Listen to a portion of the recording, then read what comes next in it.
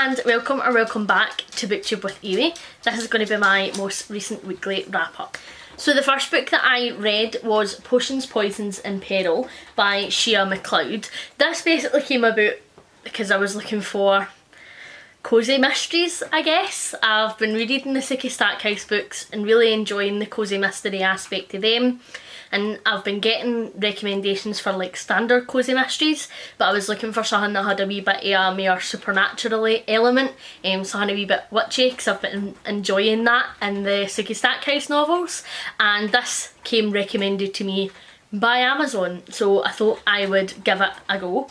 And one of the prompts on the bingo board for Indie Accords is to pick a book based on the cover. And like, if this cover just isn't me, then I really don't know what is. It just is cracking. It's got a wee chinchilla on it, so I knew there was animals. Cute wee cartoon witch, wee potions. Oh, it's just brilliant. It's beautiful. Absolutely loved it, so I decided to give this one a go. So in this one we have our main character Emery, and she basically lives in a wee town in Oregon, and all witches and all sorts live in that town, and they're sort of attracted to living there. I believe it's something to do with ley lines or that, potentially. That's not really explored in the first book, however. But anyway, witches congregate there, and a lot of the people who live there are witches. Also, it's revealed to us that we have all other sorts of creatures living in this. Fairies, vampires, werewolves, etc. So, sounded like it could be right up my street. Emery runs a wee herb and spice shop where she also sells some potions and ointments and such that are imbued with magic, and then somebody bursts into her shop one day and tells her she had a vision of somebody getting murdered in her shop. The vision comes to pass, and Emery and her two best witchy friends need to sort of deal with what is happening. I'm going to talk about spoilers with this book, so this is your official spoiler warning. So one of your main characters' witchy friends' cousin comes into it, and his name is Noah, and he is our main character's love interest. I didn't really vibe with their relationship at all. I felt like he was a proper dick. I feel like we didn't really get to know a lot of him, but what we did get to know in this I really didn't like. He isn't honest with her about what he is, and she is pretty honest with him about her age and being a witch, and so she would expect the same in return. But then also, like, I feel like he talked down to her quite a lot and was just like constantly making demands, even though like there had nothing been established to say like she was going to take his advice or take his ideas, or that they were even really in a relationship. So I just didn't like him, and I didn't really buy into their relationship at all. So I wish all that was just cut out of it, because I didn't care. I really liked the magic, and I did really like your main character Emery.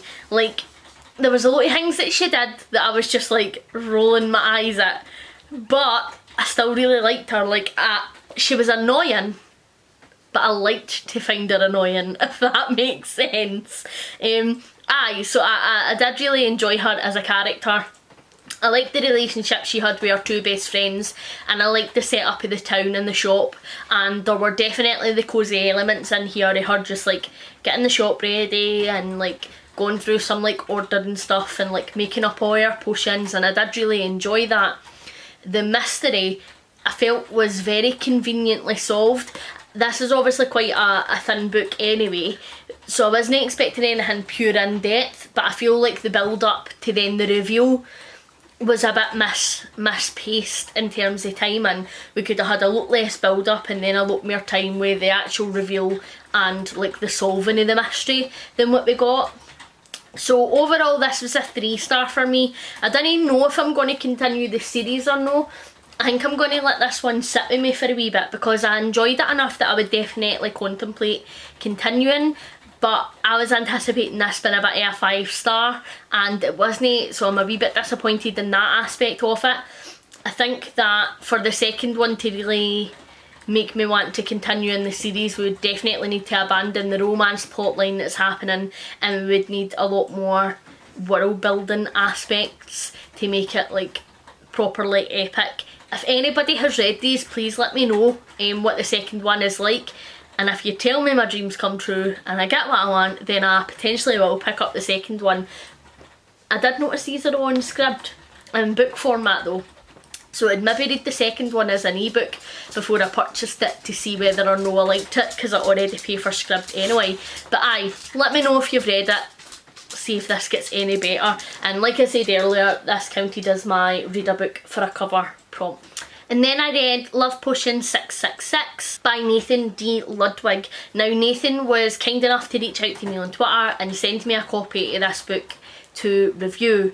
However, I just really didn't vibe with it. What a bitch. So basic premise is mother and daughter. The mother conspires with the daughter's boyfriend to get the daughter sent to jail so that they can be together. Daughter gets out of jail and like it's a bit of a revenge storyline between the mum and the daughter, and they're trying to basically come after each other with everything they've got because they have a lot of baggage and a lot of emotional drama between the two of them, but the two of them are witches. The mum has spent years creating like a cocaine-like substance that makes you just like really want to have sex, and the daughter steals this substance and plans to mass distribute it and cut her mother out of the equation so that she can take all the money. We know I love a witch, so the premise of this does sound really interesting and it sounds like something that is right up my street. I believe later on in the book like some zombie stuff happens. I didn't read far enough in to get to that.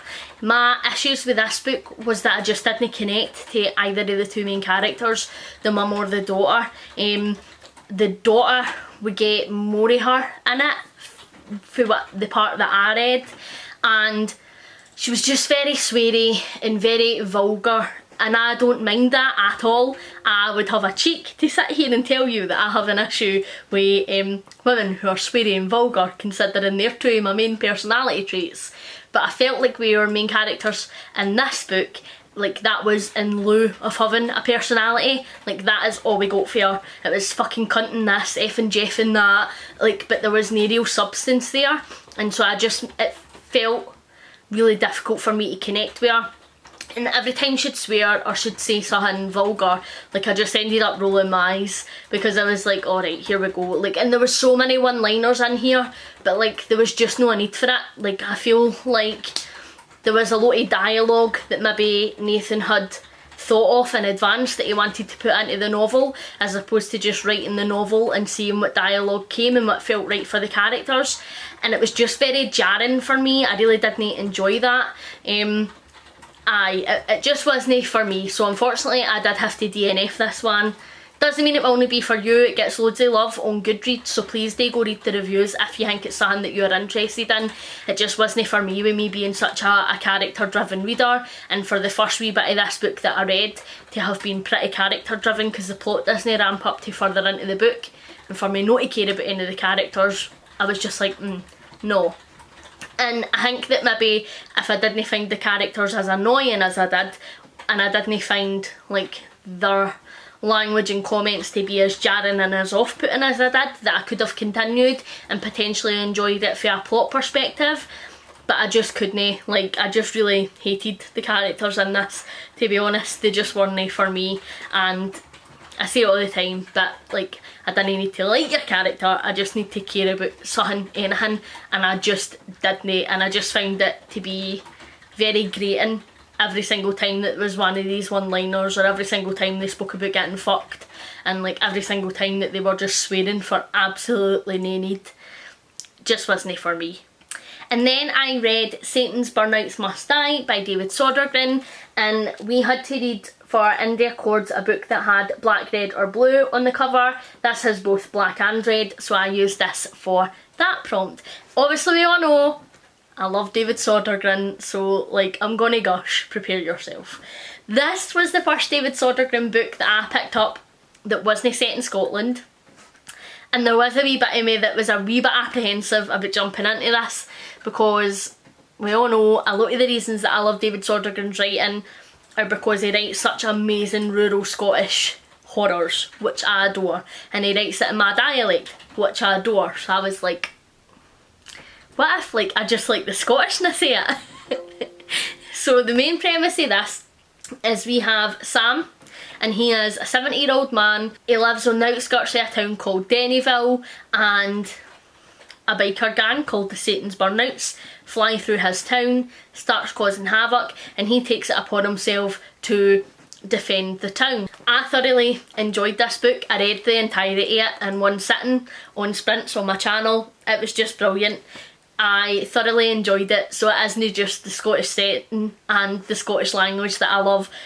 This solidified for me that I love David Sodergren for his writing, and it wasn't until I got to the end of this one that I actually realised this is the first in a series, because it says at the end of this, coming soon, angel will return and the fallen angel must die. So I've accidentally started another series, but it's fine. It's David Sodergren, so I feel like it is absolutely allowed. And I just realised again that I've came matching this book, and I didn't know if this is starting to be a subconscious theme, that when I sit down to do my wrap-ups I match for my favourite book, because it's happened in the last few wrap-ups now. But it was brilliant. I love the fact that it was an older protagonist again. We all know that I raved about David Sodergren portraying an older protagonist in The Haar.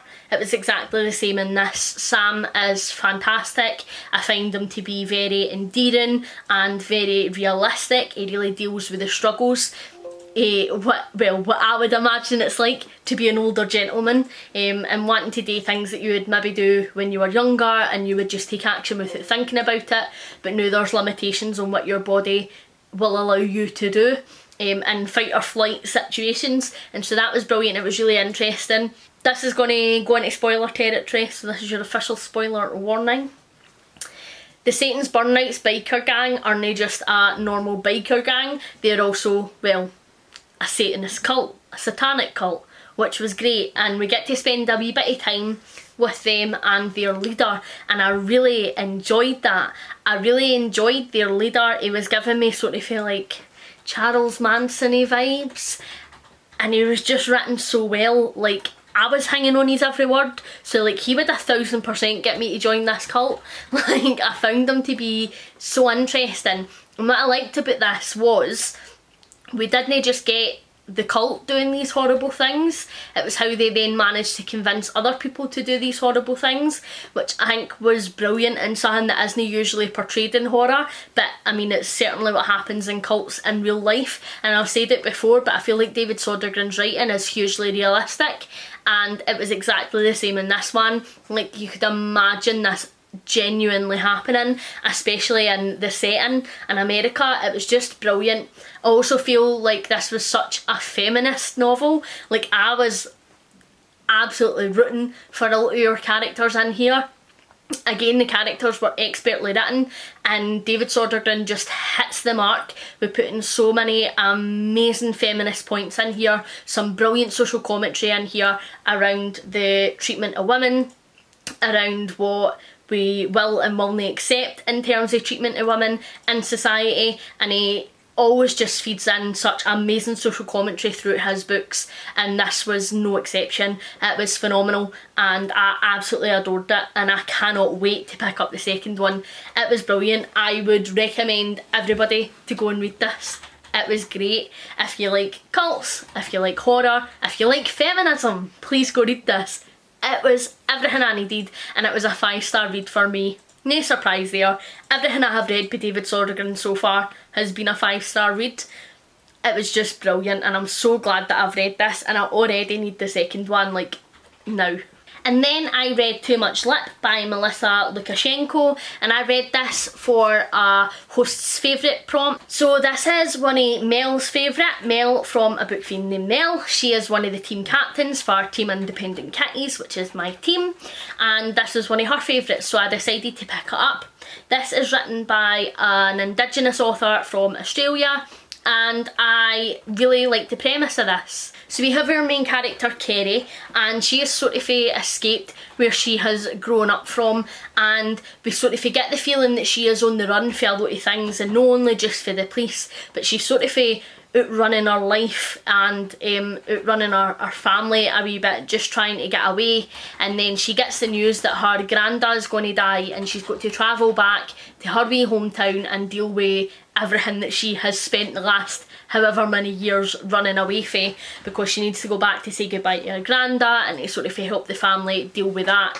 And I did really enjoy this. I feel like did connect well to Kerry, but no until the latter half of the book, to be honest. I think for a lot of the first half of the book I found her to be quite annoying, and I just didn't really sympathise with her. Like, I just felt like she was quite selfish, and so she wasn't making the choices that I would maybe make in that situation. And even though sometimes I could understand where she was coming from, I still feel like a lot of the time she was making the wrong choice.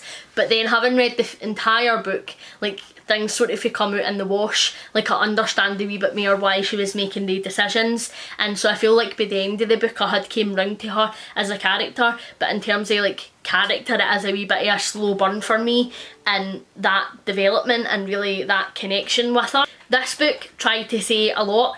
It spoke a lot about race and what it means to be an Indigenous person in Australia, and specifically an Indigenous woman in Australia. It spoke a lot again about the treatment of women, both within and out with the Indigenous communities. It spoke a lot about career prospects, and it spoke a lot about feminism. It spoke a lot about sexual assault. And while I really did enjoy the commentary, and I did find this book to be quite educational, as somebody for the UK, I have like no background knowledge of how Indigenous people are treated in Australia. It's not something that I have ever read much about, and so I did find this book to be really educational.